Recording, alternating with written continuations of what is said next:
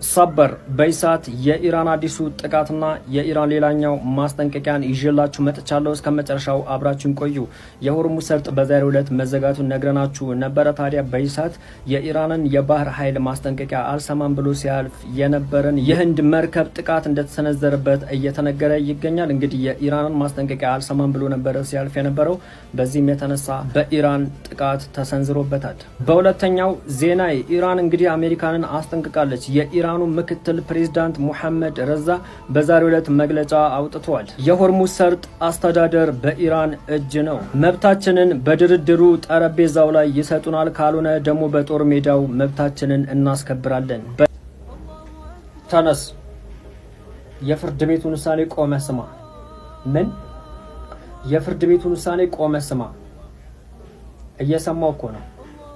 አዎ፣ ግን መቆም አለብህ። አይ እቀመጣለሁ። ተነስና ቁም። እስኪ ያስቆሙት። በግድ ያስቆሙታል። እጄን እንዳትነኩኝ። ተውት፣ በቃ ራቁት።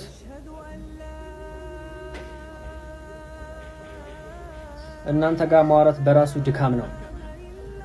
ፍርድ ቤቱ ወንጀለኛውን ሳዳም ሁሴን በስቅላት እንዲቀጣ ወስኛለሁ። ረጅም ዕድሜ ለሀገሪቱ። ከሃዲዎች ይውደሙ፣ መሪዎች አሜሪካም ይውደሙ። አላህ ታላቅ ነው። አላሁ አክበር። رقم 10 لسنة 2005 وحددت العقوبة وفق أحكام المادة 406 من قانون العقوبة. ትራምፕ ወደዚህ ጦርነት የገባው በእስራኤሉ ጠቅላይ ሚኒስትር አማካኝነት ተጎትቶ ነው እንጂ ይህ የኛ አሜሪካኖች ጦርነት አይደለም ስትል እንግዲህ የቀድሞ የአሜሪካ ምክትል ፕሬዝዳንትና እንደዚሁም ደግሞ የዶናልድ ትራምፕ ለፕሬዝዳንትነት ተፎካካሪ የነበረችው ካማላ ሃሪስ አሁን ላይ አረጋግጣለች ማለት ነው። ይህ የአሜሪካውያን ጦርነት አይደለም፣ ፕሬዝዳንቱ በእስራኤሉ ጠቅላይ ሚኒስትር ተጎትቶ ነው የገባው ስትል እንግዲህ አሁን ላይ አስረግጣ ተናግራለች ማለት ነው።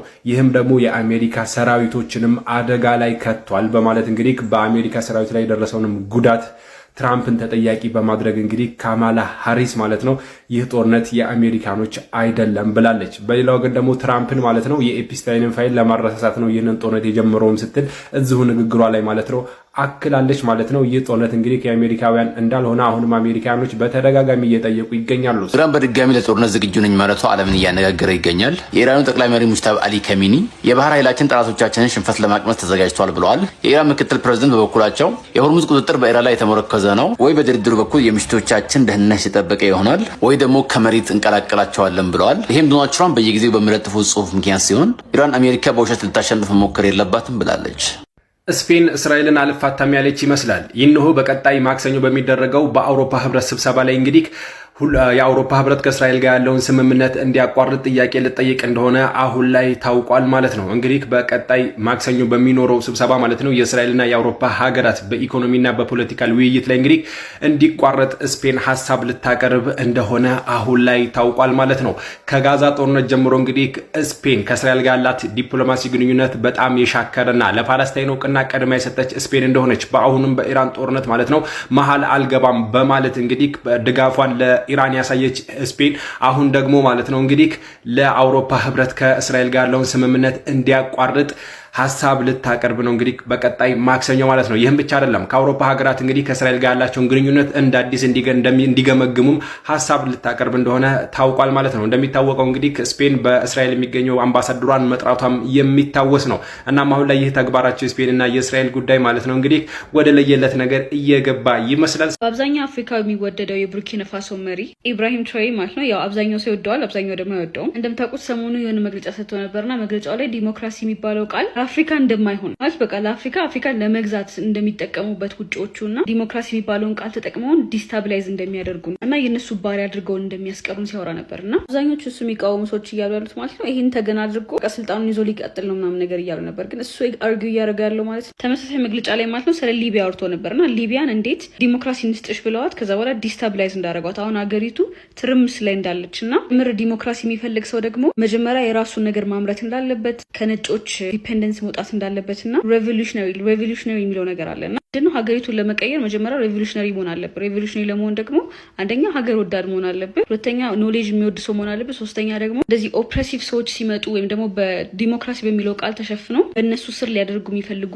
ኢንቲቲዎች ሲመጡ እነሱን ሪዚስት ማድረግ አለብህ ምናምን ይላልና እነዚህ ነገሮች ከሌሉ ስለ ዲሞክራሲ የሚባል ነገር እንዳታዋሩኝ ብሏልና እንደምታውቁት ማለት ነው በፍሬንች ኮሎኒ ስር የነበረችን ቡርኪና ፋሶ አብዛኛው ነገሮች ናሽናላይዝ እያደረገ በቡርኪና ፋሶ እጅ አድርጓል ማለት ነው እስካሁን ድረስና እሱ በኋላ ማለት ነው ቡርኪና ፋሶ ብዙ ለውጦች አይታለች እና ይሄ ዲሞክራሲ የሚባለው ነገር ለአፍሪካ በአጠቃላይ አይጠቅማትም ነው የሚለውና አብዛኛው ሰው ማለት ነው ስለሱ ጥሩ አመለካከትም ያለው አለ፣ ጥሩ አመለካከትም የሌለው አለና የናንተ ሀሳብ ምንድነው? ኮሜንት ሴክሽን ውስጥ አስቀምጡልኝ። የአዲስ አበባ ዩኒቨርሲቲ ሙስሊም ሴት ተማሪዎች በሂጃባችን ምክንያት በደል እየደረሰብን ነው ሲሉ ገለጹ።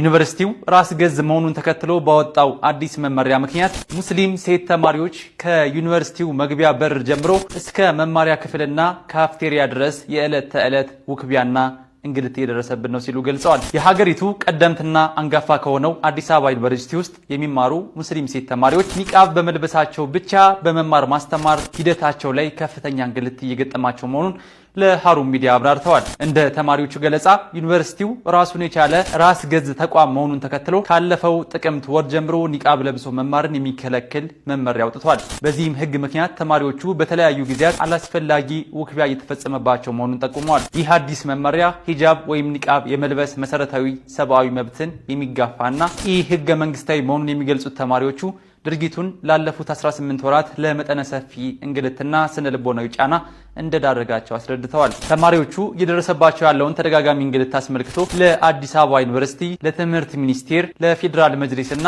ለሚመለከታቸው የመንግስት አካላት የቅሬታ ደብዳቤ ቢያስገቡም እስካሁን ምንም አይነት ምላሽ ማግኘት እንዳልቻሉ ገልጸዋል። በአለባበሳችን ምክንያት በካፍቴሪያዎች፣ በመማሪያ ክፍሎች እና በዩኒቨርሲቲው መግቢያ በሮች ላይ እንግልት እየተፈጸመብን ነው ያሉት ተማሪዎቹ ዩኒቨርሲቲው ሕጉን በአስቸኳይ እንዲያሻሽል አጥብቀው ጠይቀዋል ሲል ባልደረባችን ከማል ኑርዬ ያደረሰ መረጃ ያመለክታል። ሃሩን ሚዲያ በጉዳዩ ዙሪያ ያሉ ተጨማሪና ዝርዝር መረጃዎችን በቅርበት ተከታትሎ ወደ እናንተ የሚያደርስ ይሆናል። ወቅታዊ ፈጣንና አጫጭር መረጃዎችን ለማግኘት ፎሎ ማድረግ አይርሱ።